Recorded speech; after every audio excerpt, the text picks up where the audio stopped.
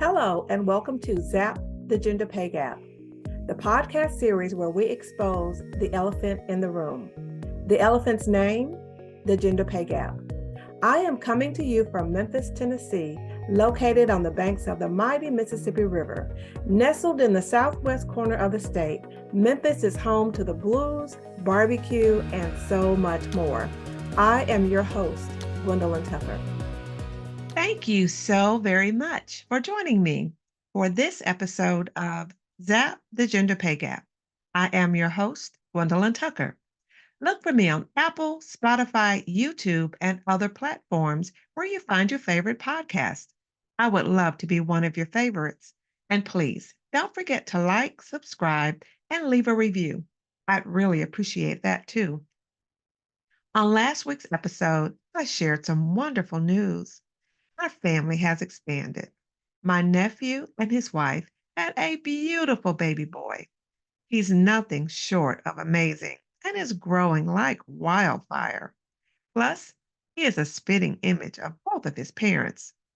Named in honor of our dad who passed away 4 years ago, you can't even imagine the delight we felt in our hearts to see 3 generations together on Father's Day. What a very special Father's Day it was for our families. My nephew and his wife decided against a big gender reveal party. They wanted it to be a surprise. And what a very pleasant surprise it was. A healthy baby boy. Nothing against gender reveal parties, especially when they go well. You've heard of them, haven't you? I know, who hasn't? Coined in 2008 by a blogger and mom, it seems they're quite the thing. Most have gone really well. Those are not the ones that make the news, though. It's the gender reveal parties that have gone horribly wrong that tend to make the news and go viral. I would love for this big gender reveal to go viral. Why? Because not enough people know the facts about the gender pay gap. One of my reasons for launching this podcast is to expose this elephant in the room. And on last week, I revealed the results of a recent survey. I don't take in information from all sources. I seek reputable sources. One such source is the recent gender pay gap report from Payscale. I will open up to your view the results of the most recent information about the gender pay gap. Some big reveals have gone very wrong, but I promise no theatrics here. As Sergeant Friday from Dragnet says it, just the facts, ma'am, just the facts. And so the facts, supported by data, are what I will share with you. First, let's talk about my source. Payscale's annual gender pay gap report reveals how much women are paid compared to men. It analyzes the controlled pay gap as well as the uncontrolled gender pay gap in a number of ways, including by parent status, remote work status, education, age, race, occupation, and location, as well as the top jobs where the gender pay gap is widest. And that's the case even when all pay factors are controlled. I promise to share the facts, just the facts. So here are the facts. Number one, the gap between what women and men are paid persists year over year, indicating that the reasons for the gender pay gap are systemic. Since Payscale started tracking the gender pay gap, the difference between the earnings of women and men has shrunk, but only by an infinitesimal amount each month. In 2023, guess what? The gender pay gap didn't shrink at all. Number two, the uncontrolled gender pay gap tells us that the distribution of high earning, prestigious jobs in society favors men, while the presence of the controlled gender pay gap tells us that at least some women are still being paid less than men when doing the same jobs. Number three, The gender pay gap persists even when men and women have the same education. Number four, it is wider for women who are parents and for women who work from home. More about this one later. Number five, the gender pay gap also widens as women age and progress in their careers. Number six, it is wider for women in certain occupations and industries as well, and some states and metro areas.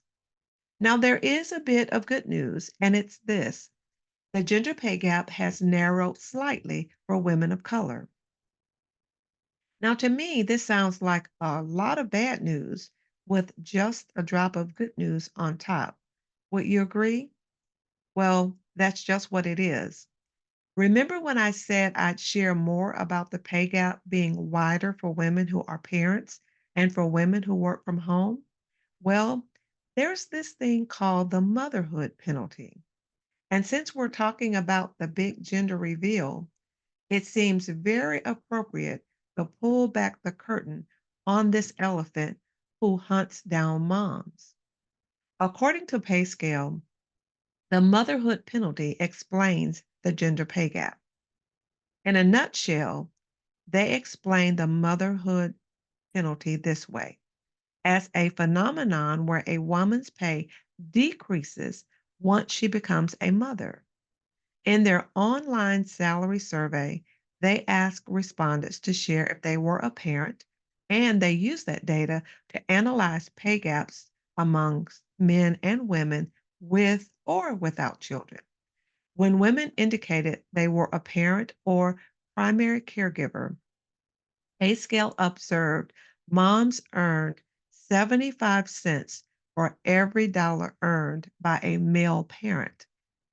Conversely, their research showed that the gender pay gap shrinks between men and women who are not parents, suggesting that women without children face fewer social barriers in climbing the corporate ladder or securing demanding higher paying jobs, despite mothers being just as capable. There are a range of disadvantages that impact wage progression for mothers. Research shows women's income decreases because they reduce their working hours to balance childcare responsibilities more than men. Women also face biases around parenthood, such as the notion that working mothers are less committed to their jobs, which can inhibit career progression. Meanwhile, and get this, men are sometimes paid more after having children. It's also interesting that women who work from home have such a substantial pay gap at 79 cents compared to men who work from home. It could be that these women are being penalized from needing to work from home to take care of children. However, women may work remotely for a variety of reasons. For example, their organizations may not have an office, or they might also have health issues. Regardless of the reason, women working from home have a wider pay gap compared to women who go into an office. That was the motherhood penalty.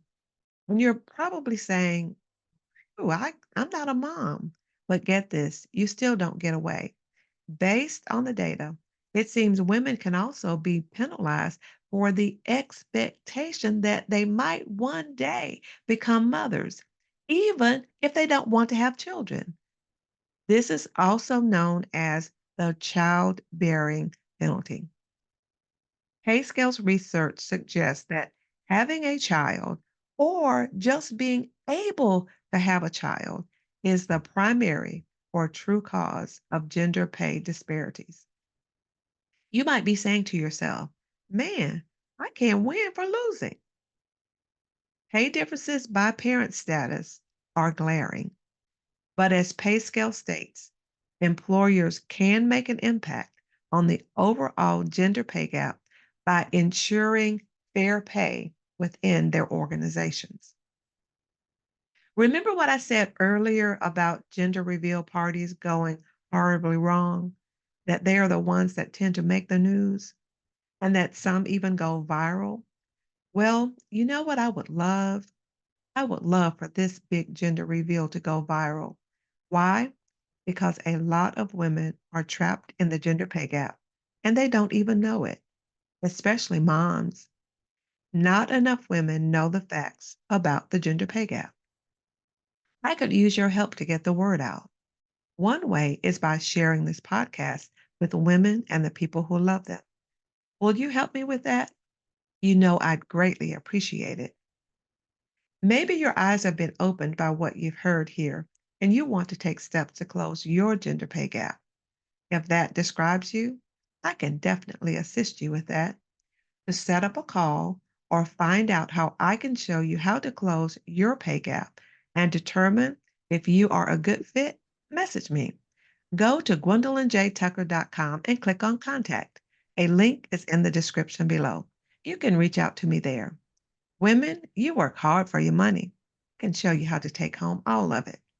Thank you so much for joining me for this episode of my podcast. If you like what you hear here, please invite a woman in your world to listen in too. If you missed a previous episode, please take a listen. I look forward to seeing you here next Wednesday at noon Central Standard Time for the next episode of Zap the Gender Pay Gap. Until then, please be well. Thank you for joining me for this episode of Zap the Gender Pay Gap. Please rate, review, and subscribe to or follow me wherever you get your favorite podcast. I am your host, Gwendolyn Tucker.